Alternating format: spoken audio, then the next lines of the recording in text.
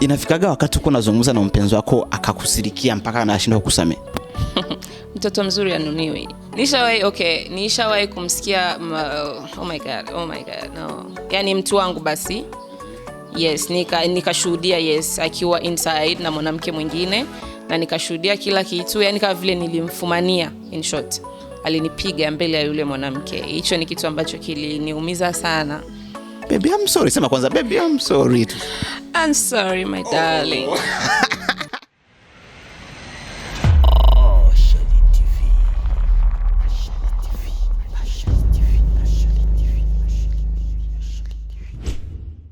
Kiesi lwa kunzi Bashali TV safa meze guti mmezeneza Elma Love mwari mutadebu kikwanda meze good guys na mezeneza mbukami mkashali TV kwa wanaweza kwa tuwatu tuherewe dutovye dusaneza tukuwa na bana beza sana kabisa toto jone moja za hatari ambazo zaje kututembera today. Sasa nizeneza kwa muri hose muri fresh muri mhunda marembe nkuko nanje meze fresh mubako mbandi muri mood ya bien guys.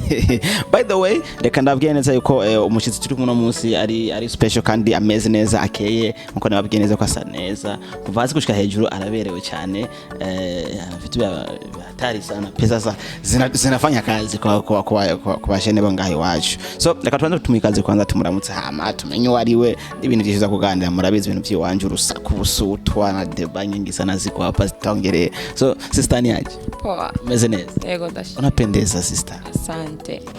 Sasa umvakaji lero rudia unapendeza tena sister. Asante. Inafikaga wakati uko unazungumza na mpenzi wako akakusirikia mpaka anashindwa kukusamea? Mpaka anashindwa kunisamea? Kwani nimemuia au? Labda kama umemkorofisha tu alafu akanuna nini unaomba sorry anakata. Mtoto mzuri anuniwi. Tuacha hata utoto uzuri. Yani sauti yenyewe kwanza ikisema baby I'm sorry, sema kwanza baby I'm sorry. I'm sorry my darling. Awose shobora kabisa je kuvuga ati sintaomba msama. Ariko rero nabwirenza yuko no munsi mvuze ko niko nakora igiswahili cyane no munsi twinjira mu kisore ko turorohereza umuntu bivaye n'ururimi yumva cyane rumorohera cyane kuvugira ngo twende pamoja. Bashushu bebangu abastari banje abarasta banje abafana banje mwese muri hose muhora mumbwira ati piga kirundi vizuri vyo mtanisame foko na phone nabigisha kirundi siko mwarimu nibafundisha tagi na Kiswahili byote kila kitu twende. Ndi kumwe nande mu bwame bwa Shali TV. Medi Miriam. Miriam. Hako mrundi we? Nazina ndamwigi kirundi numvise. Ni Medi Miriam. Ndo jina langu, that is my full name.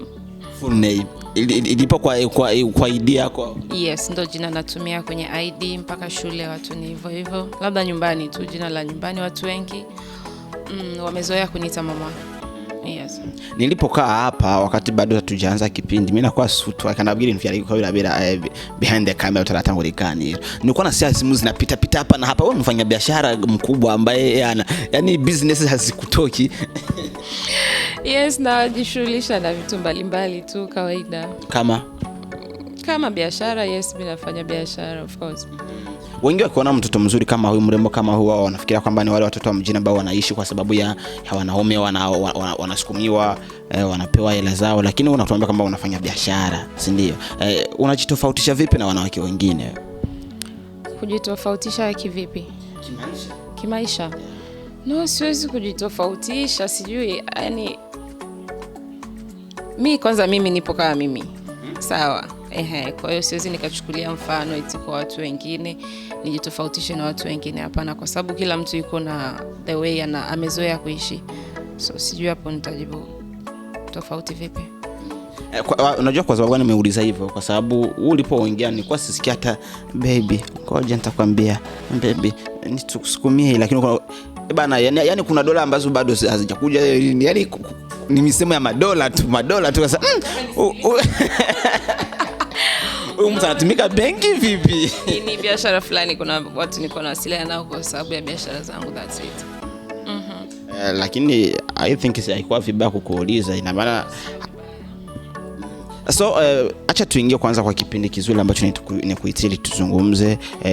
Watu wanajua sana kama huwa tunazungumzia topic tofauti alafu kuhusiana na maisha, kuhusiana na mahusiano, hata na vingine vingi sana, lakini nilipenda wewe leo nikukaribishe kama mtoto mzuri mrembo ambao unajua kwamba una mvuto fulani wa kwako binafsi ambao unautembelea. Tuzungumzie kuhusu kwanza mahusiano. si ndio? Hapana mahusiano ya kwako, sababu huenda akawa private ya kwako, hutaki kuyazungumzia, lakini kuna vitu ambavyo unaviishi watu wanajua, si kweli? Kwa hiyo kama kwa Miriam, mapenzi ni nini? Mapenzi ni mapenzi. Mapenzi ni maumivu. Mapenzi ni yani kujaliana, sijua, I don't know how I can say that. Yani nafikiri hapo umeelewa. Au mapenzi ni sacrifice, mapenzi ni kujitoa sana kwa mtu, ndio hiyo sacrifice yani. I don't know. Kuna watu leo wanakaa wanasema kwamba mapenzi hayawagi. Love doesn't exist. Umeona? Wengine wanasema kwamba pasipo mapenzi hakuna maisha kwa binadamu. Miriam anachukua kipi mwa haya mawili? Mapenzi yapo. Alafu amna kitu ambacho kinaumiza kama mapenzi.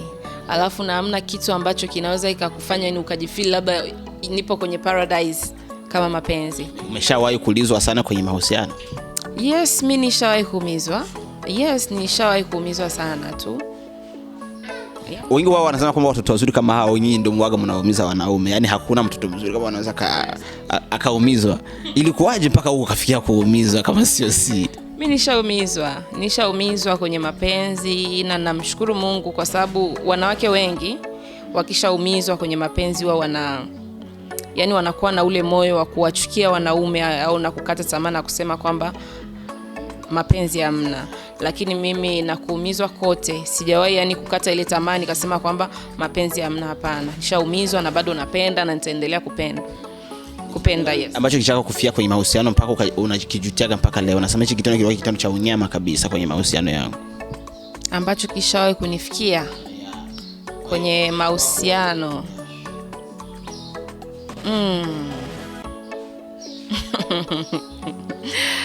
Wow. Oh my God. I think unataka kwenda mbali sasa. Hapana, sio mbali, ni hapa tu hapa. Nishawahi kumsikia oh my God, no. Yani mtu wangu basi. Yes, nikashuhudia yes akiwa inside na mwanamke mwingine, na nikashuhudia kila kitu, yani kama vile nilimfumania, in short.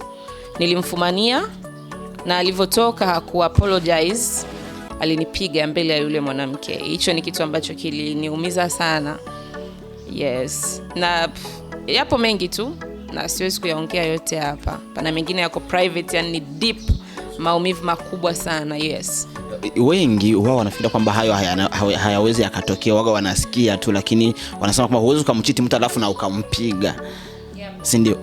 Ulipofanyia kipindi kama hicho cha kupigwa na mtu ambaye anakuchiti tena live pale mbele ya ule mwanamke, ulijisiaje kwanza? Ulimuona kwa picha gani ule mwanaume uliyekuwa naye? Niliumia na nilimchukia. Nilimchukia sana. Dada, pole sana. Sana kabisa. Ila mwalimu yuko hapa atakuponya. Yes, bakunzi ba Shali TV, ndikumwe na Medi tuko turayaga aratubwiye ati yahuye na byinshi mu rukundo, yaragiriwe deception imwe ikomeye cyane ku buryo yafashe umuhungu bakundana cy'amaso hama ariko aramucitinga n'undi mukobwa, aho kugira ngo anigaye kuca koze ahubwo aterana mu kubitira imbere y'ujya mukobwa nyene, umva ko ari ikintu kiba kibabaje cyane. Ni story ibabaje sana kabisa. But Medi, uko ibintu bimeze uno munsi, sivyo kundo yuko bagena uno munsi, kuna watu ambao wako wanazungumzia kusema acha sasa niingie kiundani kwa kitu ambacho nilikuwa nataka tukizungumzie kwenye mahusiano ya ukweli halali. Si kweli watu kushare mali zao.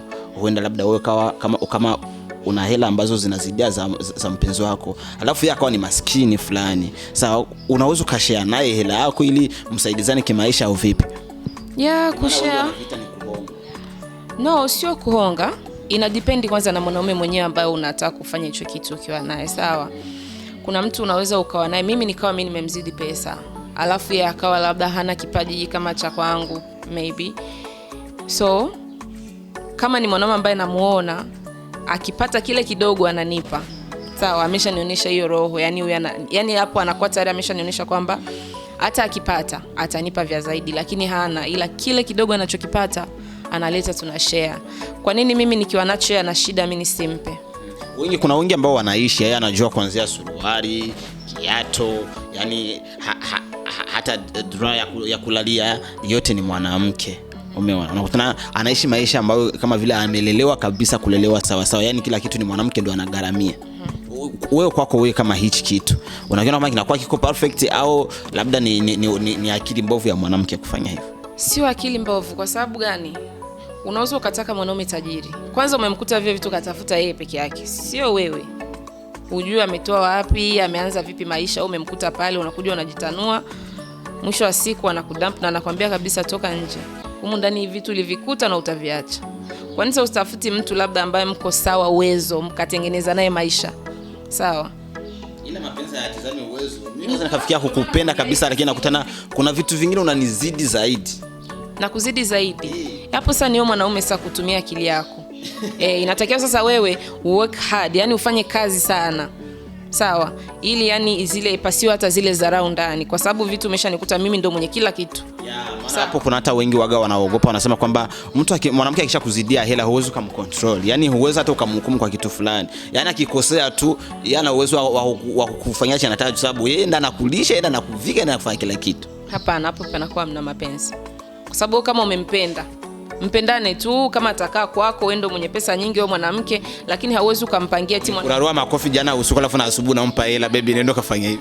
No, sasa huwezi kumpa pesa. Hicho ndio kitu yani watu wanashindwa kuelewa. Kumpa pesa, yani unatoa mfukoni kabisa, baby chukua kafanye hivi. Mimi na shida fulani, una shida fulani, haya chukua nenda kamalize shida. Chukua kwanza nijue ni shida gani. Umeisikia hiyo? Inatakiwa nijue ni shida gani ambayo inamfanya niombe mimi pesa. Sawa. Alafu mwanaume hata kama huna kitu, mimi ndo ninacho. Ukija kwanza na gia za kuniomba pesa kila wakati, natambua kabisa hapa mapenzi hamna nini? Hamna. Yes. Kwa sababu yeye mwenyewe anapaswa kuwa na dhamira. Sawa. Ya kusema no. Sio sikumuomba mwanamke pesa kila siku. Lazima na ajisikie vibaya ni mwanaume. Kwani asiamke akaenda katafuta kazi. Sawa. Wengine wana mikosa hapa, naweza kuambia mimi nishatafuta lakini bado sijapata kabisa. Sijapata. Sasa labda mimi mwanamke sasa ndo naweza nikaangalia mpenzi wangu, tukae, let's sit down and talk about this. Kama itawezekana tuchukue pesa kwenye pesa zangu, tufanye biashara fulani, mimi nijishughulishe na hivi na ujishughulishe na hivi, na maisha yakaweza kwenda. Lakini sio kila siku eti umekaa hapo mimi ndo nifanye kila siku. Hapana. Yes, kuna vitu ambavyo naweza nikafanya kwa mapenzi na nitakuheshimu, na siwezi kukutukana eti kwa sababu huna pesa. Wewe mwanaume ni kutukane, wewe inakuwa ni ujinga. Yani leo nasema unanifurahisha, unanipeleka kwa speed kubwa. Kuna wengi uaga wanasema kwamba hivi mwanamke ambaye mwenye pesa anaweza kukugaramia kweli kila kitu akakupa, sawa, lakini takapofikia mwisho wa siku Mungu akasema hivi, nyinyi naweka nukta hapa, maana hapa ndio mwisho wenu, mkagombana mkaachana, ndugu, mwanamke atakulipisha kila kitu alichokufanyia. Hao mengi wao yanatokea. Mwanamke anamtafuta, nilikupatia hivi, nilifanya hivi, nirudishie kila kitu changu. Umeona, haya mambo yapo, na ndio yanafanya wanaume wengi waga wanashindwa hata kuanguka kwenye mahusiano. Mwanamke anakuwa amempenda lakini anakuwa mtu ananizidi kitu, acha niache sababu asije kunizalilisha huko mbele. Kwanza hizo tabia za kuomba sijui nilikufanyia hivi nirudishie hivi, naona ni akili za kitoto. Mlishapeana, mmepeana. Kwa hiyo kama kakuumiza wewe, kaa ndani, lia na mito kitandani. Sio lazima eti sijui nirudishie sijui nini na kama sio vizuri. Kwa watu ambao waga wanaisha maisha ya kusaidizana wanaume zao mara nyingi, sababu leo ndo vitu ambavyo vipo sana kabisa. Yani leo unakutana mwanaume anashine akitoka amependeza, kumbe unajua kwamba anayefanya kila kitu huku ni mwanamke wake. Umeona, wanaume kama hao ambao wanaishi katika hali hiyo na wanawake ambao wanaishi katika hali hiyo, wewe kama Medi unaweza kuwapatia ushauri gani? Kwa upande wa wanawake inatakiwa wa makini. Kwa sababu gani? Kwanza mimi hapa I'm talking from experience, kwa sababu nina experience na hivi vitu sana. Mimi nishawahi kukaa kwenye ndoa, nishawahi kukaa na mtu ambaye sio mume. Kwanza nikaa na mume, mimi nina ndoa 2. Yes. Mimi nina ndoa 2 na nishakaa na mwingine nilikaa naye bila ndoa.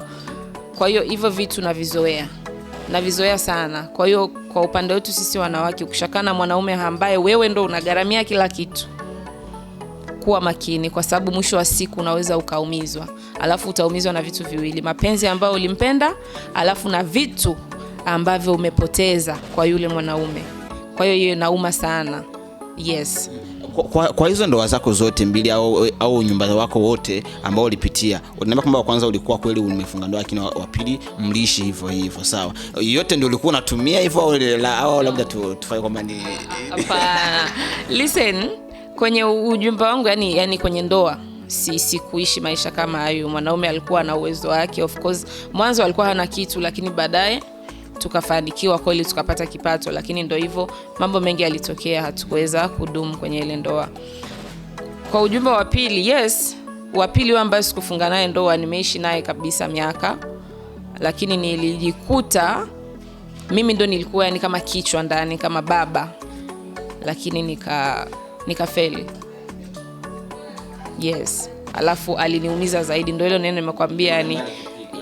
Hapana, what's wrong? Sio huyo. We, sio huyo.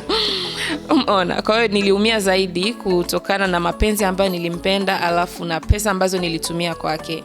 Iliniuma zaidi. Mpaka leo ni adui yangu mkubwa sana, ni hata popote alipo yani.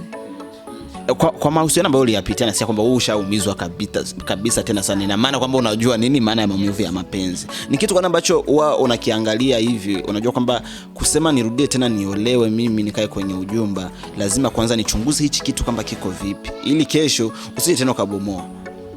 Kuchunguza. Unajua mapenzi hayaongei. Au kitu ambacho utazingatia sana. Vipo vingi. Unajua kwanza kwenye mahusiano mnapoanza mapenzi yanakuwa hot. Alafu na nyinyi wanaume mlivyokuwa waongo mnakuja na zile baby zile. Baby mama, kila mtu anakuja na jina lake. Kuna mwingine anakuita mamangu, baby wangu, kila kitu changu. Yaani majina yao yanakuja mengi mpaka siku hizi tunaitwa tomato. Umeshaona? Kwa hiyo ukishaanza vile yani najikuta mimi nimeshaingia deep. Sawa?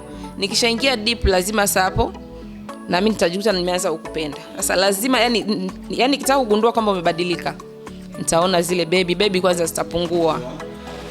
Calls zangu kuzipokea ni kwa bahati. Kujibu SMS unajibu kwa muda wako. Sawa? Hutaki tuonane kila mara. Hutaki nitoke nyumbani. Yani unakuwa mkali tu. Unatoka unaenda wapi? Kaa nyumbani. Yani kupigia simu unapokea unavyotaka wewe. Hapo lazima nione kwanza kama zile yale mapenzi yanapungua. Yani kwa mimi sasa upande wangu mimi kikubwa sana nishajifunza kuto kuingia mzima, maana kuna wakati mtu unaingia ni miguu, mikono, kichwa, yani unazama. Sasa hiyo yani sio kitu kizuri sana. Inatakiwa mtu nenda naye slow down, kwa sababu haujui uko baadaye. Unajua mtu ukishakaa naye muda mrefu ndio unamjua tabia zake. At the beginning inakuwa kama sijui, kila mtu anaficha makucha. Saa nyingine hata mimi nitaanza hivyo nitajifanya I'm a good girl, najua maisha, najua mapenzi, kumbe na mimi mwenyewe nina kasoro zangu. Mimi mwenyewe mcharuko hapa. Yani ukinizingua na kuzingua. Yani sinaga hizo. Sinaga hizo. Yes, sinaga eti kwa sababu wewe ni mwanaume. Alafu wanaume wanakuwa na zile tabia fulani, unakuta mwanaume ndo kafanya kosa, alafu anajifanya mkali. Sasa ile mimi huwa take shit. Ukipanda na mimi napanda. Ukishuka na shuka. Yani tukae chini tubemezane, tumalize issue, tukae. Mimi huwa nadanganyika na kitu kidogo sana. Hata ukininunulia pipi tu naambia baby I'm sorry. Natulia hata nikiwa nimekufumania. Hata ukinifumania. Yani hata nikikufumania, sorry I mean. Nikikufumania unaninunulia hata pipi, baby I'm sorry and I promise I won't do this again. Lazima nikusamehe. Huwa nadanganyika na kitu kidogo. Sasa ukitaka kujifanya uko up, we sasa wazimi napanda. Yani kama ukigaswa kwenyewe ukiweka ngumi narudisha ngumi bro. Ushawahi kupigana na wanaume? Ukiweka ngumi narudisha ngumi. Sinaga hizo, sijui anataka kunipiga sana. No, I can't do that. Yes. Kwenye ujumbe wangu mimi nimeishi maisha ya kupigwa, kwa hiyo wewe mkali sana. Ina maana kuna wanaume watakayo kuoza huyu haje kuniwia ndani. Sio kwamba nakuja kukuia ndani, natakiwa nitukae chini watu ni kuelewana. Sawa, mistake umeshaifanya. Kama unaona umefanya kosa, kubali kosa, omba msamaha. Yes, I did it, lakini ni shetani. Ndio msemo mnatumiaga. Ni shetani alinipitia, nisamee mpenzi wangu, nisamee. Yes, sio shetani aliona msemea sana uongo sawa. Unanibembeleza, yani tunamaliza story, tuna maisha yanaenda. Yeah, kwa sababu nobody is perfect. Kila mtu ana mapungufu yake. Kwa hiyo nikisema eti ni mtafute mwanaume ambaye amekamilika, nitamtoa wapi? Labda ni mzae mwenyewe na siwezi kuwa nani wewe na stories zako. Una stories zangu mimi wewe. Yes, boss wa Charity TV even bimeze fresh biragyoshye mugaye bwa Charity TV biri fresh kabisa, very good. Ndiko ndo mwana afisa story nyinshi kabisa tena nzuri, afa anaongea vizuri yani.